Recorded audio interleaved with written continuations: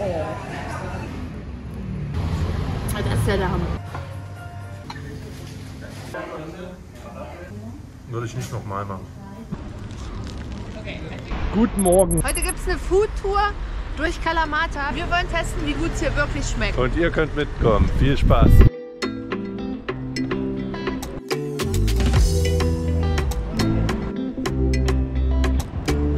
Unsere erste Location ist Blossom Owl Coffee Shop and Roastery. Das wurde uns empfohlen von Freunden von uns. Es soll da super leckere Waffeln geben. Nicht vegan, aber trotzdem unglaublich gut. Und was wir heute auch noch gar nicht hatten, ist Kaffee. Da freue ich mich persönlich besonders drauf. Deswegen lasst uns das mal suchen und frühstücken.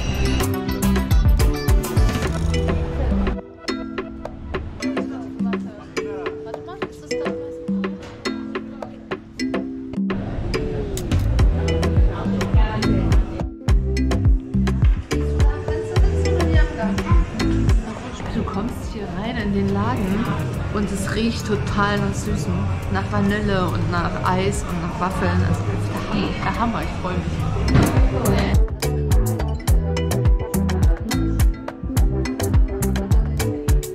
Hier auf dieser Karte kann man sich ein Sandwich zusammenstellen und alle Komponenten sind vegan. Und das werde ich jetzt mal machen.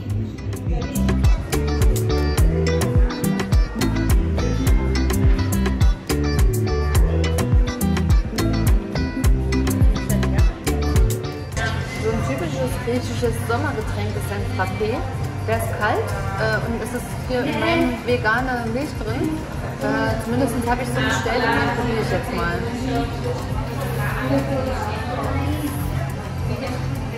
Wow, Milchkaffee. Aber schmeckt gut. Ist auf jeden Fall auch vegane Milch. Ja, Mini gibt es einen Kakao und der ist auch richtig gut, oder? Ja. Ich trinke auch.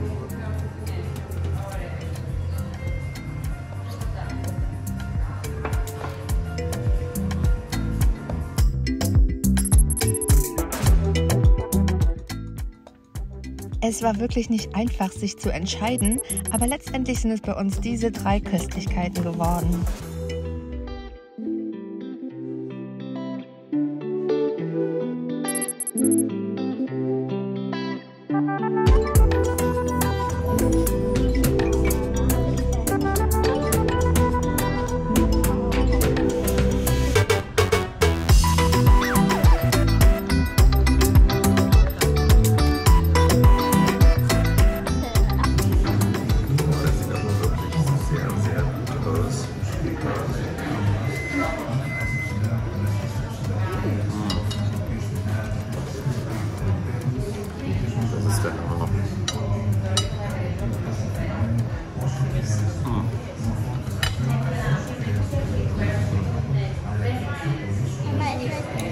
Das ist Frischkäse, der da drauf ist. Und der gibt so einen Gegenpunkt zu der süßen Waffel und zu den Erdbeeren. Und es schmeckt richtig gut. Ich habe mein Sandwich mit Avocado, Gurke, veganer Aioli und veganen Gyros belegen lassen. Das ist ein Walnussbrot. Es fühlt sich schon mal richtig kross und so an. Ich muss jetzt mal da reinbeißen.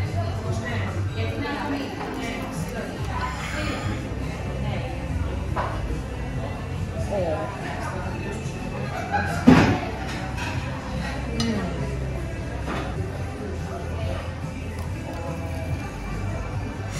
Sagt gar nichts mehr.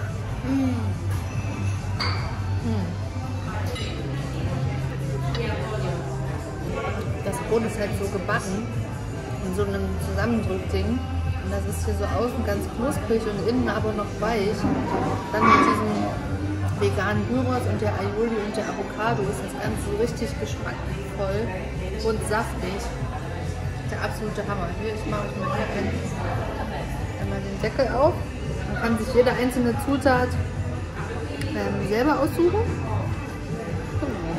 Aber ich habe Hummus bestellt, den vermisse ich irgendwie. Der ist wahrscheinlich hier unter. Ja, hier unten. Unterm Fleisch ist der Hummus. Übelst lecker.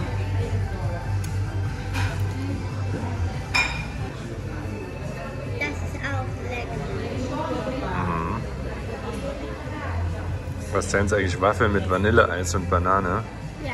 Und Schokosoße. Ich probiere mal bei uns so klein. Sehr erfrischend. Sehr erfrischend das Eis und die Waffel sehr, sehr fein und süß. Susanne stiehlt auch nochmal bei uns so klein. Ich muss natürlich alle Komponenten jetzt hier mal drauf machen. Bisschen Banane noch dazu. Auch? Ja, alles. Okay. Boah, ob ich das jetzt unfallfrei im Mund kriege.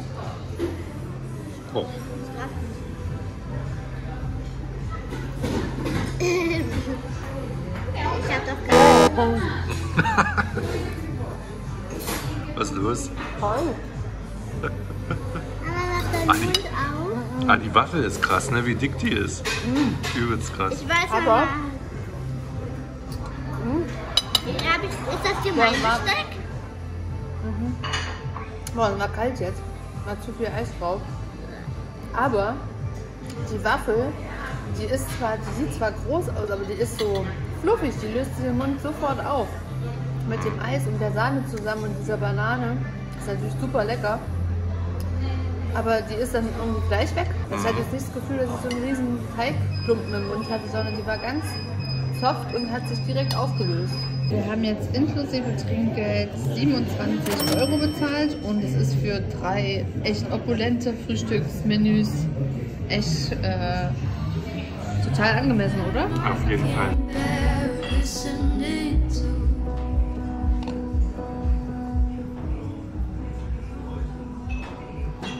Neben den liebevoll zubereiteten, süßen und herzhaften Speisen bietet das Blossom Owl auch eine große Zahl an Kaffeespezialitäten an.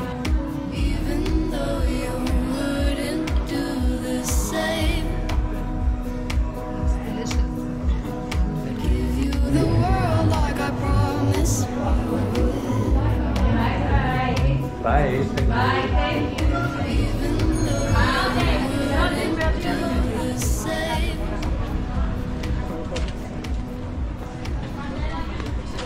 Okay, also ich habe mein Sandwich nicht ganz geschafft. Wir haben ja heute auch noch ein bisschen was vor. Es war aber kein Problem, das einzupacken und mitzunehmen.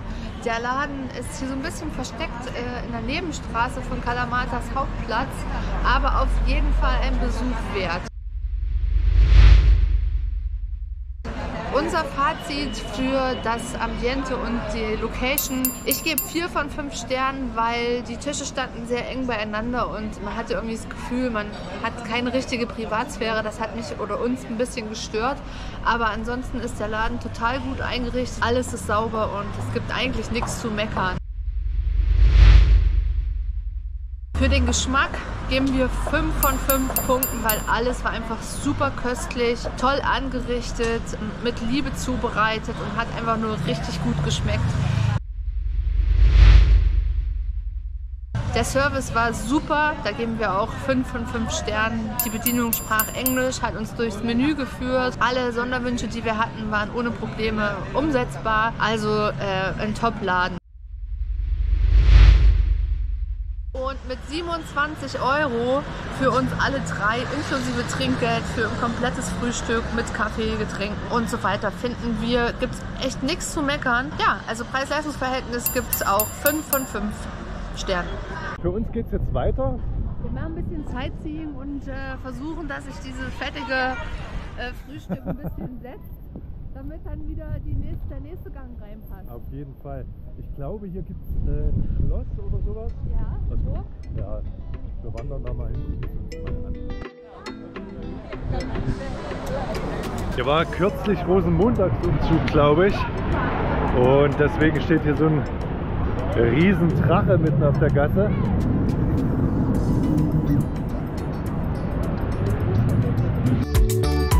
Kalamata ist das Zentrum des griechischen Regionalbezirks Messenien auf der Halbinsel Peloponnes. Der Name der Stadt kommt vermutlich vom Wort Kalami, das Schilf bedeutet und den Fluss Nedon säumt.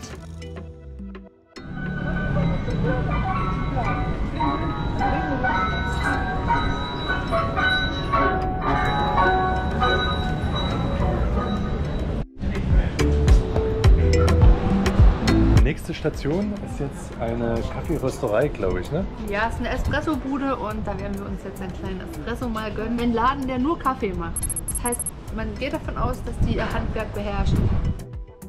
Einen guten Kaffee oder Espresso findet man in Kalamata wirklich an jeder Ecke. Wir schließen uns der Google-Bewertung an und geben dem Espresso von Spinus George auch 5 von 5 Sternen.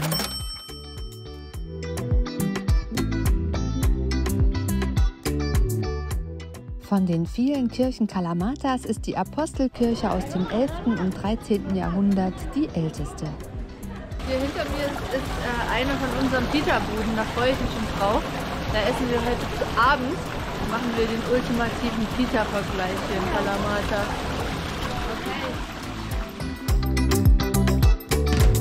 Die Stadt ist außerdem Namensgeberin für die berühmten Kalamata-Oliven, für deren Export Kalamata bekannt ist.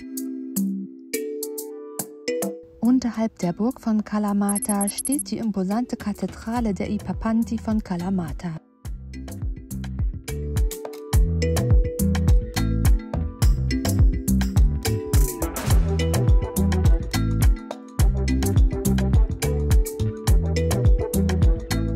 Kalamata ist der größte Hafen von Messenien. Es liegt im Schatten der Burg, die im 13. Jahrhundert von den fränkischen Kreuzfahrern unter Wilhelm II. Errichtet wurde.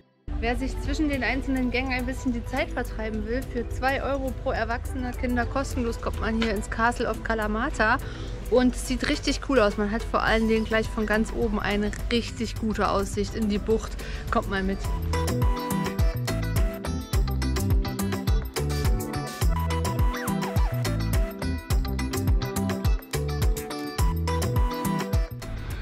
Hier oben gibt es noch ein kleines Theater.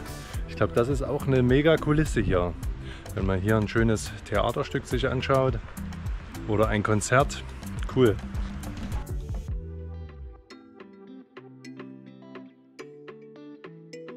In der Burg von Kalamata finden alljährlich Sommerfestspiele mit Konzerten und mit Aufführungen des Stadttheaters statt.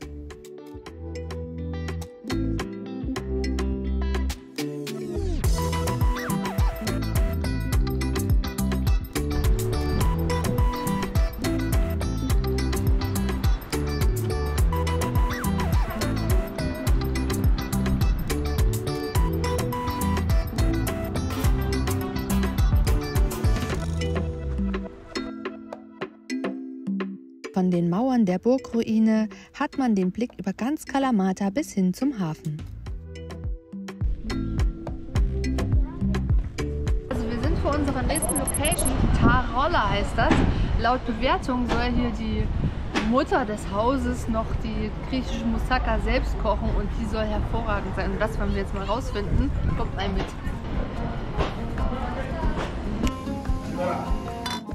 Seit seiner Eröffnung im Jahr 1924 wird das Restaurant Tarolla als Familienbetrieb geführt. Ungefähr einmal von 3 Mal pro Jahr, dass ich Fleisch esse.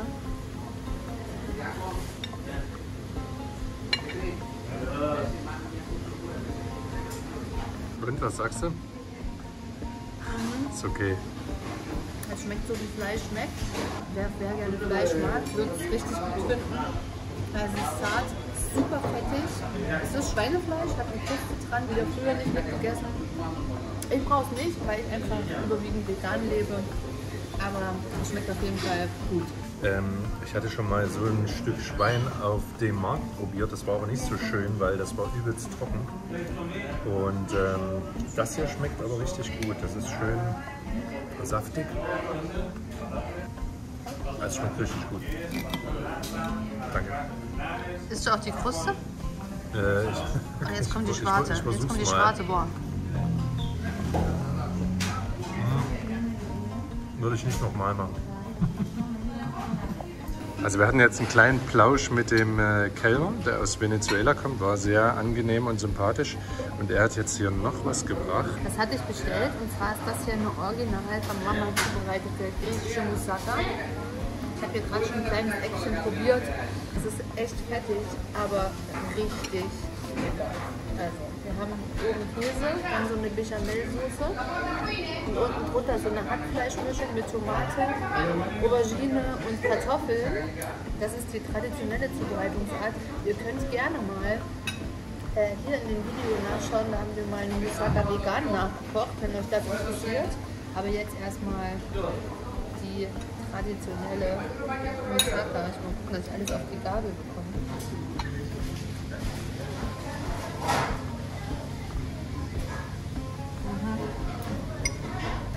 Die Auberginen hier unten, die sind wahrscheinlich irgendwie vorher mariniert, die sind so leicht süß.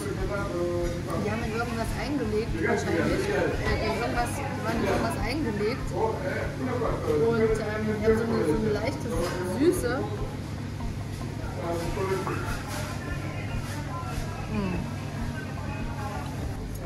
Boah. Ich glaube auch, dass die Bechamelsoße, es hat so einen ganz leichten Ziegenhauch, also sowas Ziegen- oder Schafsmäßiges. Also jede einzelne Komponente schmeckt richtig gut. Also es ist total Hausmannskost, da hat jemand gewusst, was er macht. So, jetzt probiere ich auch mal die Moussaka. Ich freue mich schon richtig.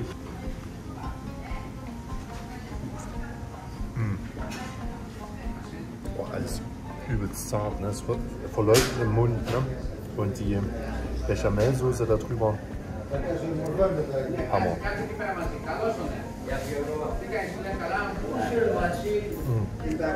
Die Aubergine passt so übelst gut dazu. So eine fruchtige Gegennote. Also richtig gut.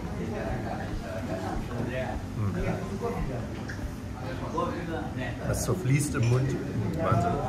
Der Name Roller stammt von den metallenen Rollläden, die auch schon früher zum Schutz der Gebäude außen vor den Fenstern angebracht wurden. Zwar besitzt das Tarolla einen ganz ursprünglichen Charakter, wurde aber von der griechischen Tourismusbehörde für höchste Qualität und frische Produkte ausgezeichnet. Mit 24,80 € denke ich, kann man sich auch nicht beklagen. Wir hatten alle drei was zu trinken, sind mehr als satt, haben super köstlich gegessen und wurden ganz, ganz freundlich bedient. Für 3 Personen, das ist, glaube ich, angemessen. So, das war eine ganz schöne Völlerei. Jetzt sind wir raus. Oh. Das Ambiente, wie gesagt, das war relativ rustikal, aber angenehm, nichts gekünstelt, alles sehr authentisch. Dafür auf jeden Fall eine 5 von 5. Der Service, der war ein Traum. Wir hatten, sage ich mal, auch Glück, einen engagierten Kellner aus Venezuela zu haben, mit dem wir ein bisschen geplauscht haben. Es war sehr, sehr angenehm. Dafür auch auf jeden Fall 5 von 5. Bei dem Preis, wir haben bezahlt 24 oder 25 € für 3 Personen. Ich denke, da kann man nicht meckern und dafür gibt es auf jeden Fall eine 5 von 5. Das Essen war wirklich hervorragend. Die Moussaka ist im Mund verlaufen. Das Schwein, muss ich sagen, das ist so Geschmackssache. Bin ich jetzt nicht so heiß drauf, sage ich jetzt mal. Ich würde vom Geschmack, vom Essen her eine 4 von 5 verteilen. Sowas ist ein Bandscheibenvorfall bei mir. Ja, Susanne, was ist jetzt passiert genau? Luftloch. Hast du das etwa gefilmt oder was? Ja, das habe ich drauf. Das habe ich drauf. Du fockst du. Zum kulinarischen Pflichtprogramm auf jeder Griechenlandreise sollte die Pita gehören. Diese besteht aus dem typischen Pita-Brot, in das Tzatziki, Gemüse, wahlweise Fleisch und Pommes frites eingewickelt werden. Und natürlich gibt es auch zahlreiche Anbieter in Kalamata. Wir haben die beiden bestbewertetsten Pitas Kalamatas miteinander verglichen.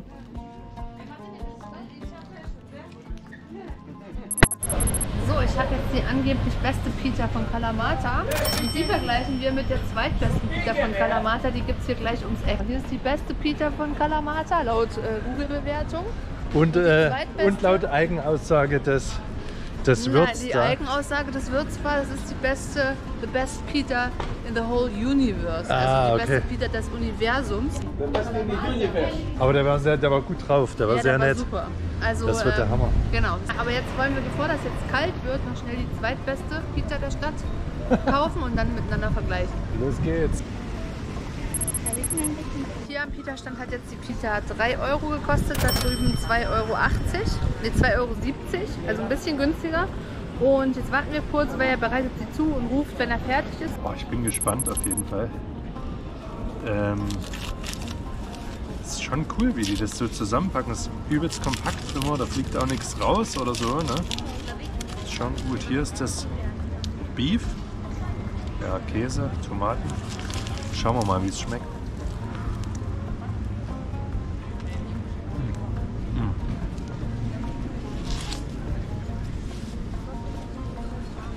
Das Tzatziki passt richtig gut dazu, zu dem Fleisch und zu dem würzigen Brot. Die Tomate macht es ein bisschen noch zusätzlich frisch und gemüsig. Also schmeckt richtig gut. Hier fehlen die Pommes. Normalerweise ist in so Pita-Brot auch immer noch ein paar Pommes mit drin. Mich stört es aber nicht, weil ich empfinde die da drin sogar eher als störend. Es ist super lecker. Also wirklich. Das Fleisch ist auch nicht... es ist total würzig. Eigentlich schmeckt man gar nicht die einzelnen Komponenten raus, weil das sich im Mund so vermischt. Und das ist eine totale Würzigkeit, auch fettig. Der hat das Brot auch aus dem Fett geholt und dann nochmal so angebraten oder so gebacken. Der Wahnsinn, ne? Ja, aber dadurch ist das natürlich extrem geschmackvoll. Und ja, einfach geil. Bin gespannt, wie die Konkurrenz schmeckt. Er hat gerade die Glocke geläutet und die zweite Pita ist jetzt fertig. Also die sieht jetzt natürlich im direkten Vergleich ganz anders aus. Ist auch Fleisch drin, aber hier gibt es die Pommes, was ich gerade schon erzählt habe. Das Fleisch sieht ehrlich gesagt ein bisschen trocken aus. Mal gucken, wie es schmeckt. Okay. Ich beiß mal rein. Das Brot ist auch nicht ganz so fettig. Das kann gar nicht mit einmal da reinbeißen. Ne?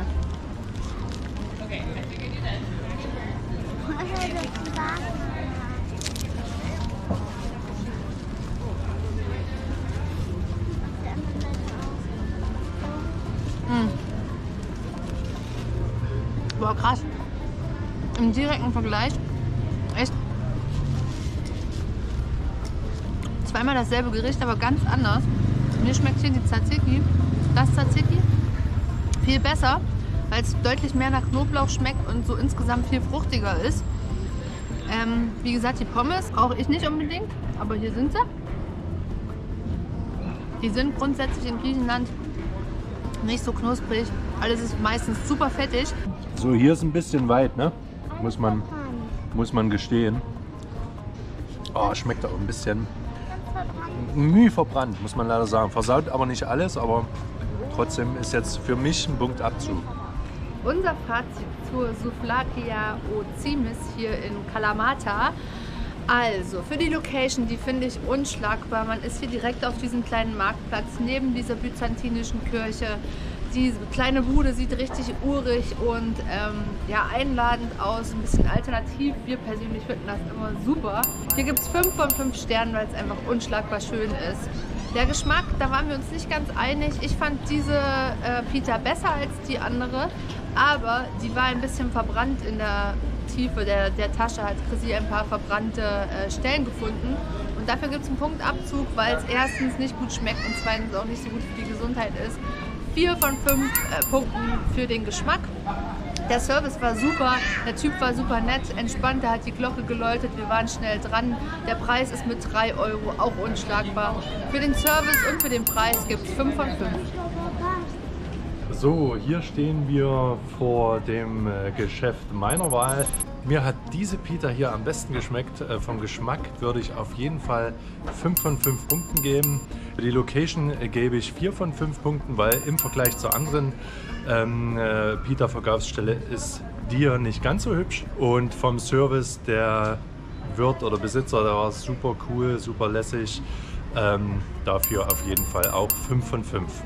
Für den Preis muss man sagen, hier kostet die Pita 2,70 Euro, drüben ein bisschen mehr mit 3,50 Euro, glaube ich. Aber dafür waren da drüben Pommes drin. Das stimmt, aber nichtsdestotrotz, beim Preis kann man ja absolut nichts sagen. 5 von 5. punkten und für mich die beste Pita in Kalamata.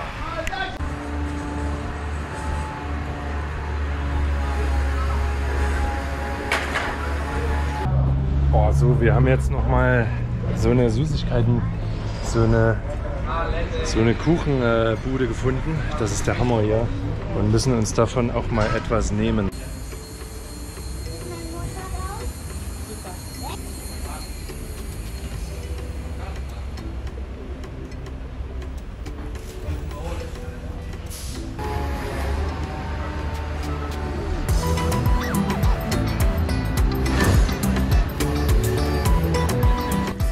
Muss ich sagen, gebe ich jetzt schon Abzug, weil es ist direkt an der Ecke von einer befahrenen Straße, es ist laut, es ist dieser Durchgangsverkehr, man kriegt irgendwie keine gemütliche Stimmung. Also für die Location im Vergleich zu den anderen Plätzen, wo wir bisher waren, gebe ich 2 von 5. Das ist jetzt Schokokuchen, der hat richtig geklebt, kaum aus der Packung raus. Übrigens auch Service. Will ich mit Abzug geben, die Bedienung war zwar super nett, aber es gibt nur alles to go in Verpackungen und Holzlöffel und so.